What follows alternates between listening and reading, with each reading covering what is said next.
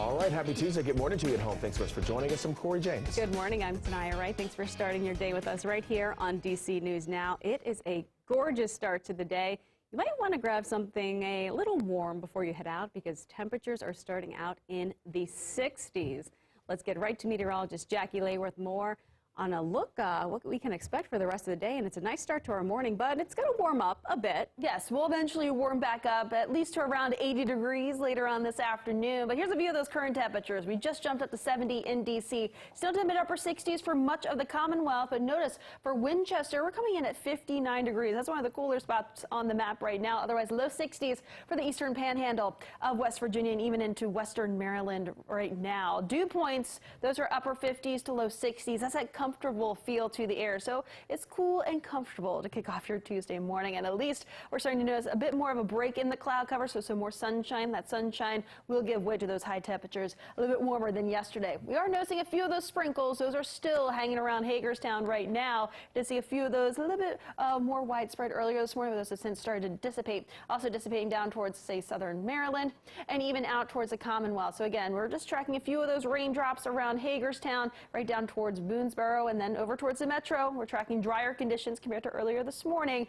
Back over towards southern Maryland, any of those remaining showers have just dried up at this point. So we're tracking drier conditions across southern Maryland. Back over towards Luray and Woodstock, we did see a few sprinkles earlier. Those have since also dissipated. Visibility, that is reduced. We're seeing some areas of patchy fog. 1 mile visibility in Kaiser, as well as Woodstock. We're 5 miles of visibility from Martinsburg to Hagerstown. So just a few locations where we're seeing that reduced visibility.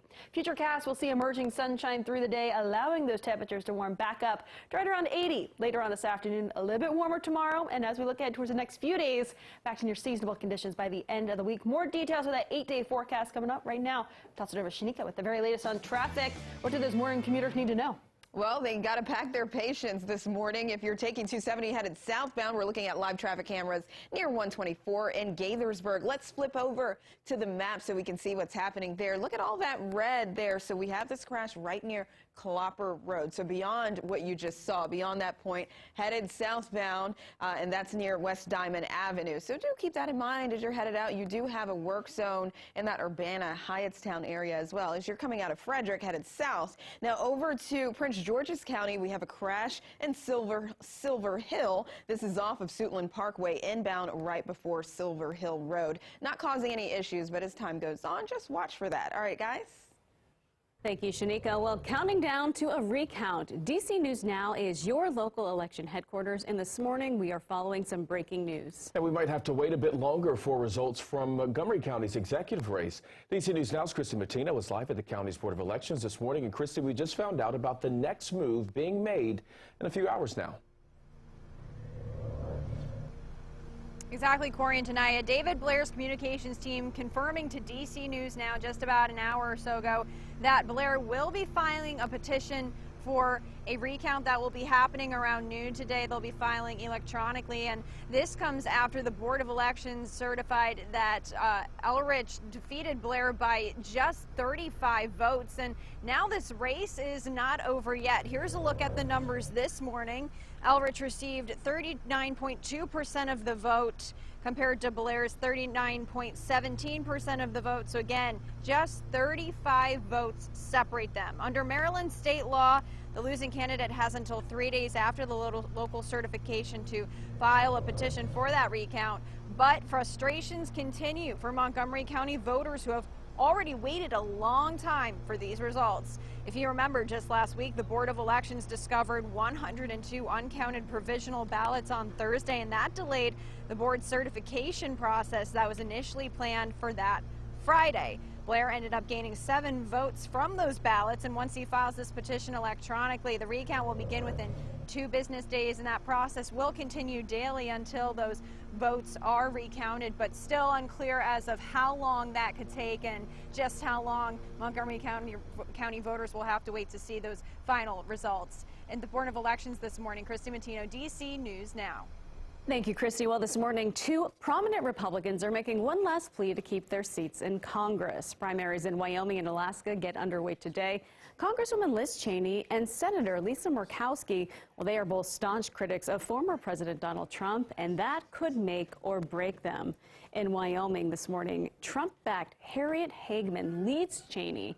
A University of Wyoming poll last week showed Hageman was ahead by 30 points. Cheney spent quite a bit of time in the headlines recently, taking a leading role in both the January 6 hearings and doubling down on the integrity of the 2020 election.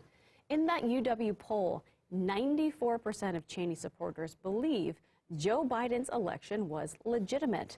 That's compared to just 16% of Hageman's.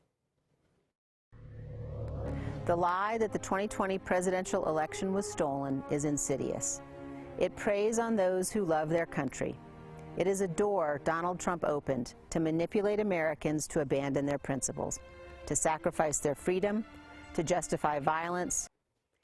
Earlier this summer, Cheney called on Democrats in Wyoming to temporarily switch parties so they could come out and vote for her in the state's Republican primary. In Alaska, Senator Lisa Murkowski is facing 18 challengers in today's Republican primary. This morning, voters will use a new ranked choice voting system where the top 4 candidates will get to move on to the general election in November. She's expected to join that field of 4. She's already making plans for the fall. And a familiar face, former Alaska governor and 2008 vice presidential nominee Sarah Palin, well, she is hoping for a return to Washington. A special election today looks to fill the seat of late Alaska Congressman Don Young, who held Alaska's only seat in Congress for the last 49 years. Palin faces one other Republican and one other Democrat in that race. An update to the string of shootings in Prince George's County. The victims are being identified this morning. Police say 29-year-old Kevon Glover was shot and killed in Upper Marlboro Saturday. According to the department, 20-year-old LaDanian McMillan, 21-year-old Tyreen Spry, and 51-year-old Terrence Kuntz were all shot and killed Sunday. This morning, people are growing frustrated with violence. Our contributor Larry Calhoun of DC Real-Time News responding to one concerned neighbor, saying the violence is hurting families and communities. This has to come to a complete stop. Enough is enough. Now, police have tweeted about the crimes, but still no news conference to answer questions from families. And a popular Arlington pub is vowing to come back 3 days after someone crashed into the business. More than $70,000 have been raised for Ireland's Four Courts near Wilson Boulevard and Yulee Street. Nearby restaurant Quarter Deck also stepping in to help by donating 25% of its sales tonight to Ireland's Four Court staff. Restaurant business is an incredible group of people. A restaurant in general is lucky to have survived COVID, especially smaller places like us and Four Courts. And for this to happen to them, you just gotta feel for them, And Ireland Four Courts building remains structurally sound, but there still is no word yet on when it will reopen. Time right now, 8:08, developing now exclusive new details this morning as targeted threats against law enforcement agents are mounting after the FBI raid on former President Donald Trump's Florida home. Now, News Nation is reporting law enforcement agents are on alert after a bulletin described a lookout for a man who made, quote, concerning visits to both the FBI and DOJ buildings in D.C. They say he was looking to air out his grievances. That same man is also said to have had told his mom he was going to blow up an undisclosed sheriff's office. Right now, he is not facing any charges, but authorities are concerned about his mental health. The back-to-school checklist for D.C. public school families include an extra item this year. Students are going to have to roll up their sleeves for a COVID vaccine, and they'll have to do that in order to attend class. Our Joseph Olmo is here now with where those families can get the shots today. Joseph, good morning. Hey, Tanaya, good morning to you. Well, school officials in Washington, D.C., they are doubling down their efforts to keep students safe and COVID-free this year.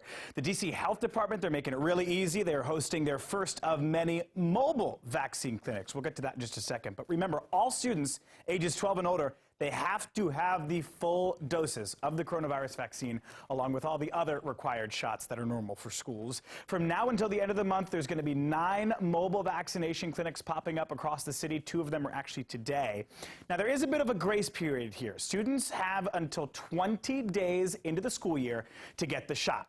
DCPS says if a student still remains out of compliance after that, that's when things start to go downhill. They simply won't be allowed into school at that point. Well, kids can be exempt from having to get the shot, but only for medical or religious reasons, which are reviewed on a case-to-case basis, which means it probably won't happen too much. By the way, if you have any questions for the upcoming school year, then you are in luck. This Thursday evening at 5 p.m., the Chancellor of DCPS will be hosting a town hall to talk about all things from school and vaccines to academics. Reporting live here in the studio, I'm Joseph Olmo, DC News.